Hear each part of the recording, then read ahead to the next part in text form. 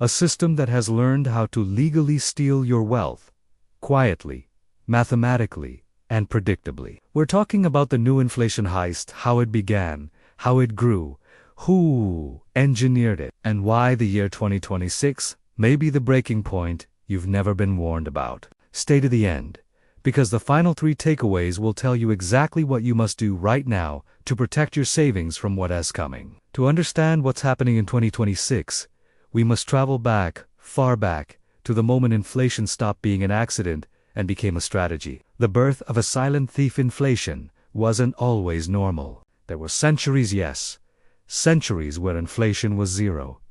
Prices stayed stable. A loaf of bread cost the same for decades. Savings actually held value. Enter the early 20th century. Enter central banking. Enter the era where governments needed ever-growing amounts of money to finance wars, programs, expansion, and their own political survival. And inflation became the perfect answer, because inflation is genius. It allows governments to do what no politician can admit publicly: spend money without raising visible taxes. Inflation is a tax. This was the birth of the heist. The 1971 breakpoint, but the real turning point was 1971, the year money detached completely from gold. For centuries, gold forced discipline. You could not print more money than you had gold reserves. But when that tether was cut, money became infinite, and inflation became permanent. From 1971 onward, a new house cost 14 more. College tuition soared over 1,200%. Healthcare exploded. The average worker's real wages stagnated. The system was quietly reprogrammed. This was no longer inflation by accident. It was inflation by design. The modern shift.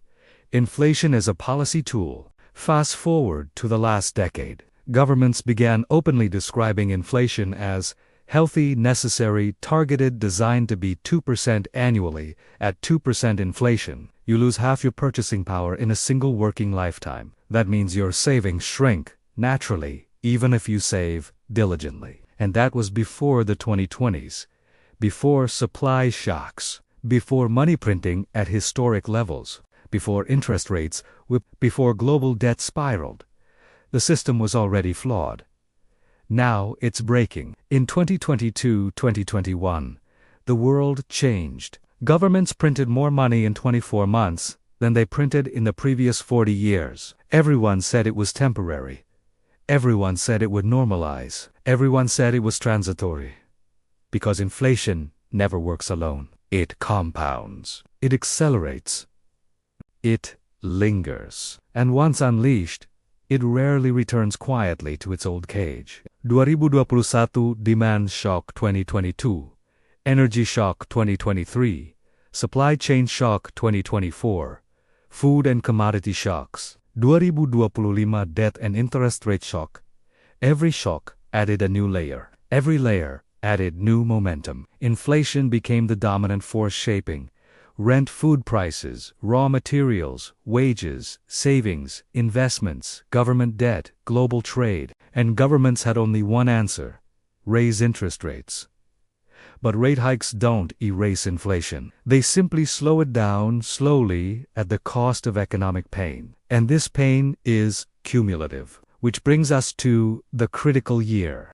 2026 isn't random. It is the mathematical consequence of decisions made from 2020 to 2024.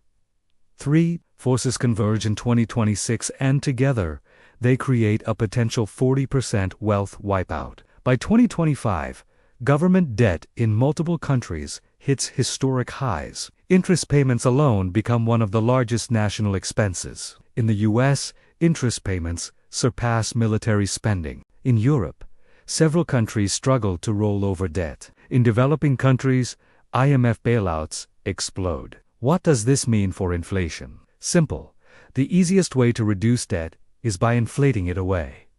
If a government owes $1 trillion, and inflation weakens the value of the currency by 20%, the real cost of their debt drops automatically. Which brings us to 2026. Debt levels become so extreme that inflation becomes the unofficial government strategy. Trillions in savings, sitting in bank accounts, cash deposits, low-yield investments are now earning less interest than inflation. For example, if your savings earn 3%, but inflation is 8%, you're losing 5% purchasing power every year. From 2021 to 2026, this compounding loss accelerates. For many middle-class households, the net loss equals 30 to 40% of total real savings power. This means people think they're saving, but they're actually losing money. Quietly, legally. Every economic system runs in cycles. Housing resets, wage resets, currency resets, interest rate resets, debt rollovers, corporate refinancing waves. But 2026 is the year when multiple cycles collide. Millions of mortgages adjust. Corporations refinance debt at higher rates. Governments roll over expiring bonds. Consumers renew loans at higher costs. Energy and commodity cycles peak. This creates a liquidity drain. And when liquidity dries up, the system chooses the path of least resistance. More money creation, more inflation, more loss to savers. And that brings us to the central thesis. 2026 isn't causing inflation. It is exposing the inflation that was already baked in. Now we move from the macro story to the personal impact. Your cash loses 30 to 40% silent erosion. No alarms. No crashes. No headlines. Just smaller purchasing power. Every month, groceries up. Utilities up. Rent up. Education up. Healthcare up. But your income, flat or minimally increased. This is how the heist works. The middle class gets squeezed out. Inflation doesn't hit everyone equally. The poor suffer the most. The rich survive. But the middle class, they're the target. Because that's where the savings are. That's where the taxable base is. That's where inflation quietly extracts the most value. The return of shadow poverty. Shadow poverty is when you look middle class, but your financial reality says otherwise. This happens when real wages fall. Costs rise, debt increases, savings erode from the outside. Life looks normal. Inside, everything is tightening. 2026 is the tipping point where shadow poverty becomes widespread. The paradox of the inflation economy in high inflation periods. People spend more, not less, because waiting makes everything more expensive. This fuels the inflation loop. Demand stays high, supply struggles, prices rise further. People unknowingly contribute to their own financial decline. Governments will claim they have solutions. Higher rates, price controls, stimulus checks, subsidies, tax breaks, energy policies. But historically, none of these fix inflation because they address symptoms, not causes. Raising interest rates, high rates, slow inflation, but they also raise borrowing costs, reduce investment, kill growth, increase unemployment, increase government debt burdens, the perfect trap. Printing more money, this is the default response to recessions. But printing money to fight inflation is like throwing water into hot oil. It explodes. Wage increases every time wages rise to catch up. Companies raise prices to protect profits, which triggers more inflation.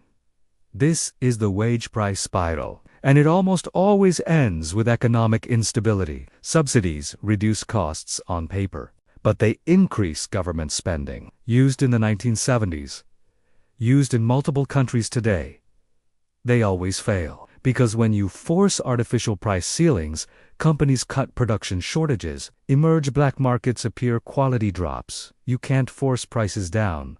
You must fix the root cause. But governments rarely do. Inflation crises follow patterns. 1970s America inflation hit 14%. Savings collapsed. Interest rates skyrocketed. Housing froze. The middle class paid the price. 1990s Latin America, multiple currencies lost value.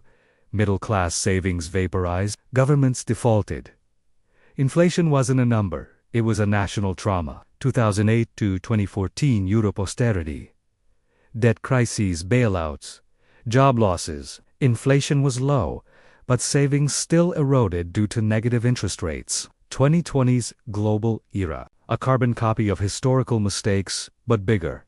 faster, and more interconnected. 2026 is not the end of the world, not a collapse, not hyperinflation.